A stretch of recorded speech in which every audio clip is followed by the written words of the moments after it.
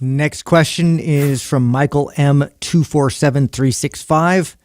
If you were programming a full body routine, what primary exercises would you build it around, and how would you rotate in other accessory exercises? Now, this is someone, I picked this question, and I only picked it because it had like 17 or 20 likes. So it would, because I feel like, don't we talk about this? Listen to the show? Yeah, I'm like, don't we talk about this all the time? And every single program is built around this. I felt like we addressed this, but again, if there's that many people that are liking it, I feel like that many people need to hear it again. That I think, and I had this same conversation this weekend with my family, is there are certain movements that I think should be staples and stay in your routine forever. And that's like the big 4 or 5, you know, you're talking squat, your deadlift, your overhead press, your bench press, a barbell row.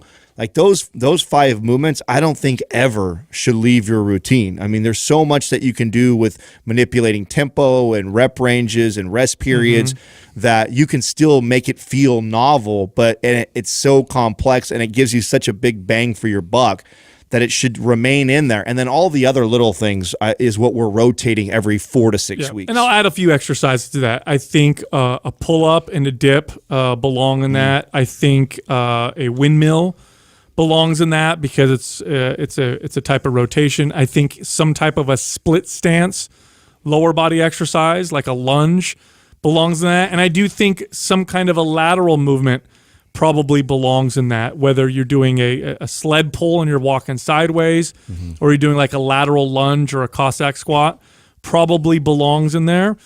So you've got all your bases covered if you do all those exercises. I mean, the big movers, the big muscle builders, the big bang for your buck, speed up the metabolism, build muscle exercises are the ones that, you know, that Adam named, right? Your bench, deadlift, squat, overhead press, barbell row, like those always are going to be the exercises that build the most muscle, but they're not complete, right? There's no rotation in those movements.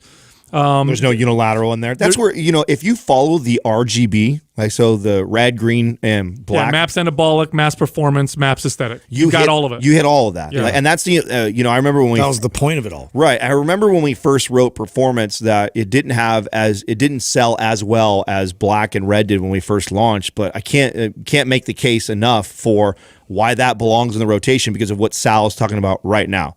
Is that program puts a ton of emphasis on multi-planar movements and then also rotational type of exercises and also unilateral type moving and even some explosive stuff, which I think those things do belong somewhat in the rotation. But even then, that program doesn't get away from any of the big lifts that we're talking about. All those big lifts are also included in that. That's right. And the best workouts include those exercises. You really can't replace them. Now, you can find exercises that work the same muscles. You can find machines that work the same muscles, but you can't replace a barbell squat. You just can't. You can't replace a row. There's nothing that'll replace that. Anything you try to replace a row with is a row of some sort, right? Yeah. An overhead press. You can't replace an overhead press. You have to do an exercise with the resistance where you reach up above your head. There's nothing to replace that. And any machine that attempts to do so is going to result in less strength, less muscle, less results. And even any combination of machines. You can find me the next 4 most effective leg exercise machines, and those 4 combined are not going to give you the same results as just the squat. Well, there's always going to be people out there trying to argue for different points of like different types of machines that have just as much impact and this and that and the other. It just reminds me of the conversation we had with, like, I think it was Max Schmarzo, where he's talking about the sauna and you know, the benefits of the sauna is that it's an exercise like emulator. Like it heats up the core temperature of the body. It makes the body think that it's done, you know, work, but it has not. And so, you know, you may get like a fraction of the benefits from it, but you're not going to get it unless you actually do the real thing. Right. It's like supplements. Okay. Supplements can have some value, but they can never replace food. They just can't. It just will never. I'm dealing with this with Jessica, right? So she's 3rd trimester and she's not anemic, but she's moving in that direction. Very common for pregnant women. Yeah.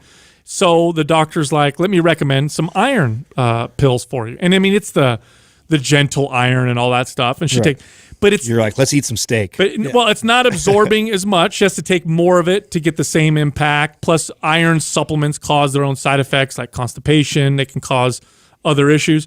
So instead, what we're doing most days is I'll make her organ meats. We make liver, chicken liver, very high in iron. You know what's funny?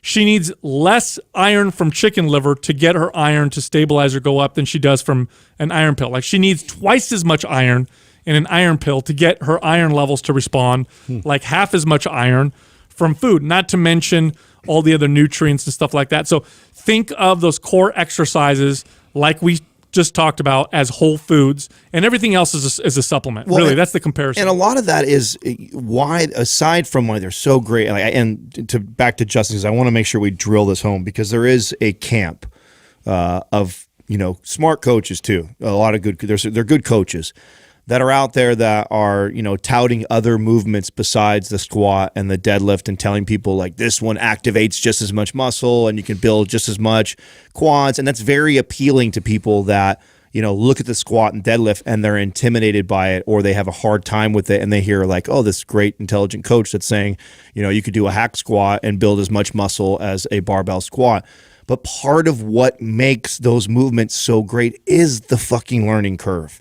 Is that it's difficult, and is that if you're bad at it, it's telling you something.